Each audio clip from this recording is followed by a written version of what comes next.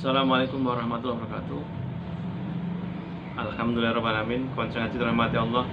Hari ini kita bersyukur kembali telah dipertemukan kembali di channel Konsen Ngaji, yaitu channel yang akan mengkaji ayat-ayat Allah dan sunnah-sunnah Nabiullah Muhammad SAW.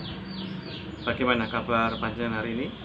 Semoga Allah ridho memberikan nikmat sehat dan Allah ridho menggunakan sehat panjenengan untuk mengkaji ayat Allah dan sunnah-sunnah Nabiullah Muhammad SAW dalam rangka menuju pada takwa, yaitu dengan cara thalabil ilmi, kemudian mengimani apa yang kita kaji, kemudian setelah itu mengamalkan dengan sepenuh hati, hanya mengharap ridho dari Allah Subhanahu wa Ta'ala.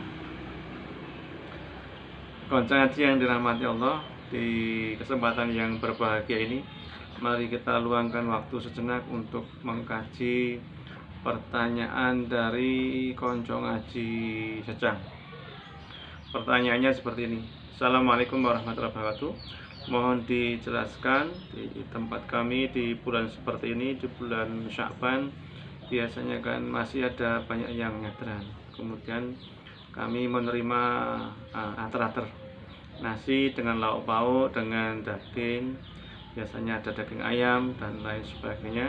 Nah, apakah itu hukumnya haram atau halal? Kemudian kalau ragu-ragu, apakah boleh menolaknya? Terima kasih atas solusinya, dan semoga ini menjadi hikmah bagi kita semua untuk muhasabah dalam rangka beramal soleh dan beribadah kepada Allah Subhanahu wa Ta'ala. Baiklah, konco ngaji yang dirahmati Allah, terutama konco ngaji dari Secang, terima kasih pertanyaannya yang luar biasa, dan itu menjadi bagian keseharian kita dalam kita mengamalkan dalam kehidupan sehari-hari dan dalam bermasyarakat. Salah satunya adalah menerima ater-ater, yang khusus di pertanyaan ini adalah ater-ater berkaitan dengan nyadran. Konco ngaji dirahmati Allah, mari kita kaji bersama. Kita buka untuk menjawab pertanyaan tadi. Mushaf kita surat Al-Baqarah, surat kedua, ayatnya 173. Sudah ketemu ya, dibuka dulu. Surat Al-Baqarah, surat kedua, ayatnya 173. A'udzubillahi minasyaitonirrajim. Innama harrama 'alaikumul maitata wad dama wa lahmal khinziri wa ma uhilla bihi li ghairillah wa man ittara ghaira baghin wa la'atin fala itsma 'alaihi innallaha ghafurur rahim. Konco ngaji dirahmati Allah, Allah Subhanahu wa Ta'ala berfirman, sesungguhnya Dia Allah hanya mengharamkan atas kamu bangkai, darah, daging babi, dan daging hewan yang disembelih dengan menyebut nama selain Allah. Tetapi barang siapa terpaksa memakannya bukan karena menginginkannya dan tidak pula melampaui batas, maka tidak ada dosa baginya. Sungguh Allah Maha Pengampun, Maha Penyayang. Konco ngaji yang dirahmati Allah, khususnya konco ngaji Secang, biasanya di ater-ater yang dipanjenengan terima ada nasi, kemudian ada sayur, baik berupa sayur kentang sama sayur tahu tempe, kemudian ada lagi sayuran hijau biasanya berupa tumis buncis, kemudian ada mie, kemudian ada kerupuk, ada tahu bacem, kemudian jika ada lagi biasanya lauk berupa telur atau kadang daging ayam. Nah, sekarang dari mushaf yang kita baca tadi, Allah hanya mengharamkan kamu bangkai, kemudian darah, daging babi, dan daging hewan yang disembelih dengan menyebut nama selain Allah. Jika ater-ater itu ada ingkungnya yang disembelih dikhususkan untuk mengirim ahli kubur, nah itu yang diharamkan, karena Allah berfirman, dan daging hewan yang disembelih dengan menyebut nama selain Allah. Tetapi kalau daging ayam tadi membeli di pasar, kemudian bukan khusus disembelih untuk mengirim arwah, tetapi di pasar itu kan dijual bebas dalam rangka untuk lauk pauk, kemudian juga dari potongan dagingnya juga kelihatan. Biasanya apa namanya, paha dengan bagian bawah ayam itu atau dada,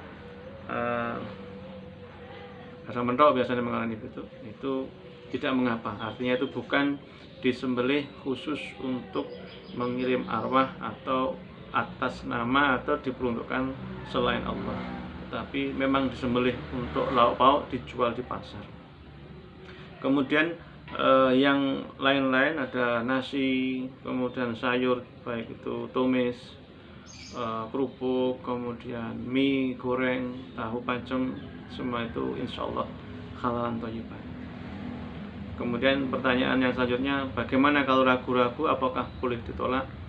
Sebagai seorang muslim yang baik, ketika kita diberi sesuatu oleh saudara kita, baik muslim ataupun non muslim, diterima saja dengan cara yang aksan, diterima dengan senang hati.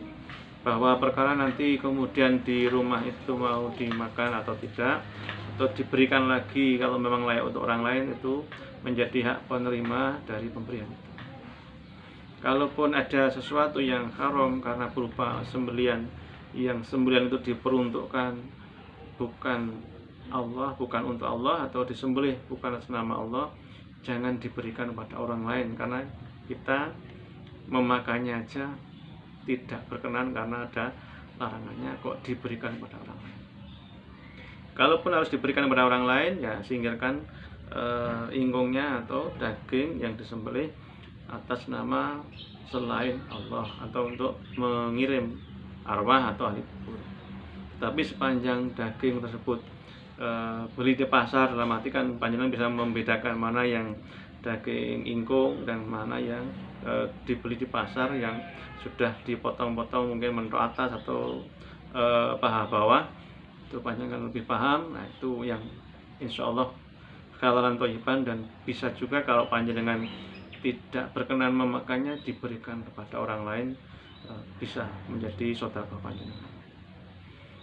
Jadi konsen dirahmati Allah, kita pada kali ini akan telah mengkaji yaitu apakah ater-aternya itu halal atau haram. Insya Allah halalan thayyiban, kecuali ingkungnya atau daging yang disembelih bukan untuk Allah atau bukan atas nama Allah, yang ada di dalam ayat tadi yang kita baca bersama. Allah mengharamkannya, itu